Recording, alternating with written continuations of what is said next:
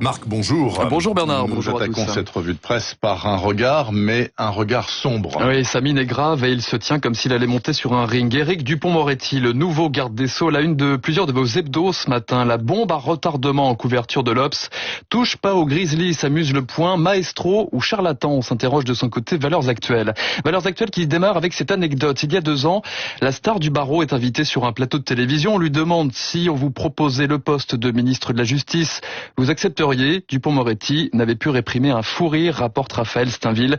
Personne n'aurait jamais l'idée, sotte, totalement saugrenue, invraisemblable de me proposer cela, avait-il répondu. 2 ans plus tard, nous y sommes et la bête noire des magistrats marche aujourd'hui d'un pas léger, écrit Mathieu Delahousse dans l'Obs. Habitué des incidents de séance, il semble soudainement paralysé par la peur de la petite phrase de trop. Oui, Dupond-Moretti fait sa mue et il se s'est attendu au tournant, attendu à Bobigny pour son premier jour, par les magistrats, attendu aussi par les détenus qui, rapporte Mathieu Delahousse, ont poussé des cris enthousiastes lors de sa visite à la prison de Fresnes.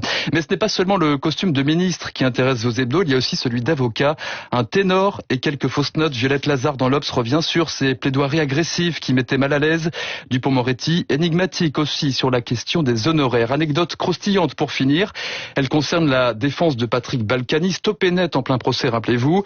Nous ne sommes pas partis fâchés, l'ancien maire de Levallois-Perret nous a même écrit une lettre très sympathique, se souvient le collaborateur d'Éric Dupond-Moretti, maître Antoine Veil.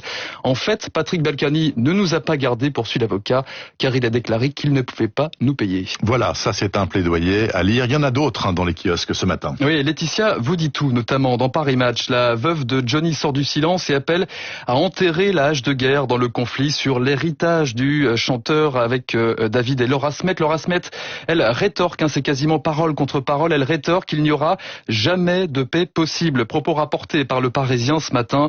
La fille de Johnny et Nathalie Baye ne digère toujours pas les coups bas, les non-dits, les rivalités.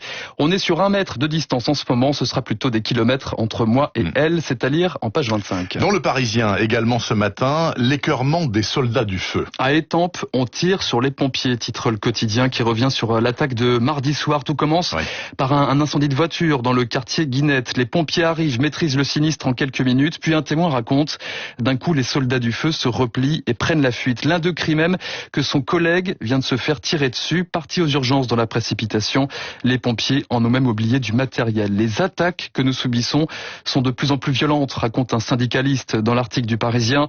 De lister les événements de ces derniers mois, des menaces à la machette, le centre d'appel d'urgence ciblé par des mortiers. Dernier exemple, en plein confinement au mois de mars, une intervention des pompiers est retardée de 10 à 20 minutes par un groupe qui s'attaquait à des forces de l'ordre. Les soldats du feu devaient administrer un massage cardiaque à un homme suspecté de Covid-19. Ils sont arrivés trop tard, l'homme est décédé. Les blessures ne sont pas seulement physiques, témoigne un soldat du feu, elles sont aussi psychologiques. Ce qui est attaqué aujourd'hui, plus que jamais, c'est ce que l'on représente. Incroyable. Et on termine par un film. Et oui, est-ce que vous avez vu Napoléon de Stanley Kubrick, Bernard ? Mais je ne savais même pas qu'il avait fait un film qui s'appelait Napoléon. Eh bien moi non plus, figurez-vous, puisque ce film n'est en fait jamais sorti en salle. Il a été monté, fini et tout. Il a été, en tout cas, le scénario avait été bouclé, et c'est en gros ce que recherche Paris Match, la série d'été, de Paris Match, ces films qui ne se sont pas faits. Et Paris Match s'intéresse cette semaine à ce projet fou du réalisateur de 2001, de l'Odyssée de l'espace, 1969. Kubrick se lance dans ce qu'il considère comme son chef-d'œuvre absolu, la vie de Napoléon. Ce projet de film, raconte le magazine, il résume à lui tout seul la force de travail et la démesure du réalisateur américain. 2 ans de recherche titanesque, plus de 500 ouvrages avalés pour retranscrire le plus fidèlement possible l'ambiance de l'époque. Kubrick, raconte Paris Match, va jusqu'à éplucher les bulletins météo de l'époque. Le projet est démentiel. Le réalisateur prévoit par exemple d'engager pour les scènes de bataille 50 000 soldats de l'armée roumaine. Enfin, cerise sur le gâteau, c'est Audrey Hepburn qui est choisie pour interpréter Joséphine. Seulement voilà, 1971, la Metro-Goldwyn-Mayer dit non, Napoléon de Kubrick devient son Waterloo. Mais ce n'est que partie remise, sans s'en rendre compte, le réalisateur signait les prémices d'un autre chef-d'œuvre, cette fois sorti en salle et que vous avez vu, j'espère. Barry Lyndon. Barry Lyndon, bien sûr.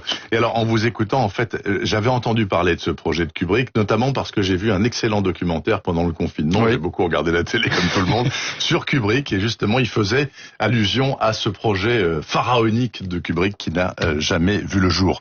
Merci. Merci beaucoup. C'était la revue de presse de Marc Bourreau ce jeudi matin. En matière de presse, l'un des événements récents est la sortie au mois de juin du premier numéro de Front Populaire. C'est un volumineux magazine trimestriel créé sous l'impulsion du philosophe Michel Onfray. Revue d'extrême droite assumée ou espace de réflexion politique libre. Michel Onfray est avec nous ce matin sur Radio Classique. À tout de suite.